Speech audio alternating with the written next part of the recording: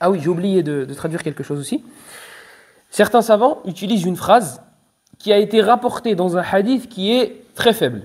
Donc le hadith est faible, ce n'est pas une parole du prophète, mais son sens est vrai. Et on a déjà vu plusieurs fois qu'une parole peut être vraie sans pour autant l'attribuer au prophète. On avait déjà donné plusieurs exemples. Là, je vous dis par exemple, avec mon téléphone, j'appelle des gens.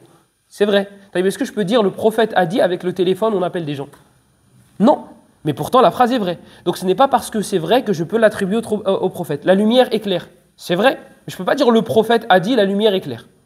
C'est ça la différence entre une vérité et une parole du prophète sallallahu alayhi wa sallam. Et c'est une lourde responsabilité de dire qala rasulullah. Le prophète a dit. Parce que ce qu'il y a derrière, c'est man kadaba alayya muta'ammidan falyatabawwa maq'adahu minan nar. Celui qui ment, le prophète sallallahu alayhi wa sallam dit, d'ailleurs c'est le hadith le plus authentique. Certains savants disent qu'il y a plus de 70 rapporteurs parmi les compagnons du prophète. C'est un hadith mutawatir. Le prophète sallallahu alayhi wa sallam dit, celui qui, ou bien quiconque ment sur moi volontairement, qu'il prépare sa place en enfer. Certains savants, il me semble que c'est Ibn Hibban, disent que si tu ne vérifies pas le hadith que tu cites, tu rentres dans la parole du prophète. Parce que tu n'avais qu'à chercher. Tu n'avais qu'à chercher. C'est pas j'ai entendu, je transmets. Kafa bil mar'i kadiban an yuhadditha bi kulli ma sami'a. Le prophète il dit, il suffit comme mensonge de répéter tout ce que tu entends. Ça c'est une parole du prophète et c'est un athar de Omar ibn al-Khattab radiyallahu anhu dans la muqaddimah de l'imam Muslim. Donc c'est une lourde responsabilité. Donc le hadith qu'on attribue au prophète et qui n'est pas authentique mais son sens est vrai, c'est l'intention du croyant est plus importante. Plus importante?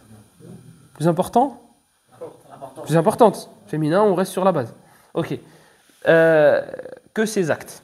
En gros, ablar, c'est plus fort. L'intention est plus forte que les actes. Pourquoi? Parce que tu peux faire avec tes intentions ce que tu ne peux pas faire avec ton corps. Exemple. Une personne, elle vient à la mosquée. Et sur le chemin, elle se dit, moi, chaque personne que je vais rencontrer, je vais lui passer le salam. Et quand je rentre à la mosquée, je réponds à l'adhan. Donc je répète ce que le muaddin dit. Et je fais rak'atayn, juste après. Et je fais dua. Et je fais. La personne arrive. C'est la salat.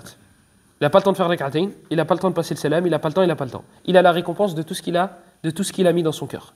Pourquoi? Parce que son intention est plus forte. Avec ton intention, tu peux faire... je ne sais plus si c'est Abdullah ibn Mas'ud ou bien Mu'adh ibn Jabal. Il disait, j'attends la récompense de mon sommeil comme j'attends la récompense de ma prière. Parce que lorsque je vais pour dormir, je mets l'intention de reprendre des forces pour Allah, pour adorer Allah. Quand il mangeait, il se disait, les savants de manière générale, il se disait, moi je mange pour prendre des forces pour adorer Allah. Pour pouvoir être assez fort pour adorer Allah. Mais tu n'as pas besoin de beaucoup manger. Hein. C'est pas tu te gonfles et tu dis, oh mais ça c'est pour Allah, tu vas t'affaiblir. Non, ils mangeaient très peu. D'ailleurs chez eux c'était très mal vu de beaucoup manger. Yudhibul fitna. Il fait partir la raison, il fait partir la réflexion, le fait de trop manger. Je vous avais cité la parole de Shafi'i, rahimahullah. Muhim. Donc l'intention du croyant est plus forte que ses actions. Tu peux faire beaucoup plus d'actions. Le prophète sallallahu alayhi wa sallam, il l'a dit dans un hadith, qu'il y a un croyant qui va voir un autre. Tu le vois, ce croyant-là, yunfiq fi sabilillah. Il donne fi sabilillah, il donne dans le sentier d'Allah.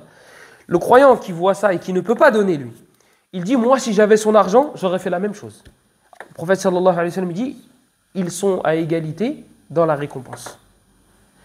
Et à l'inverse, c'est vrai aussi. Une personne, elle fait des péchés matin, midi et soir. Et toi, tu la regardes et tu dis, moi, si j'avais les capacités de désobéir à Allah, si j'avais la capacité de désobéir à Allah, comme cette personne-là, j'aurais fait la même chose. Tu as la même rétribution. Tu as les mêmes péchés. Donc l'intention, ablaru minal amal.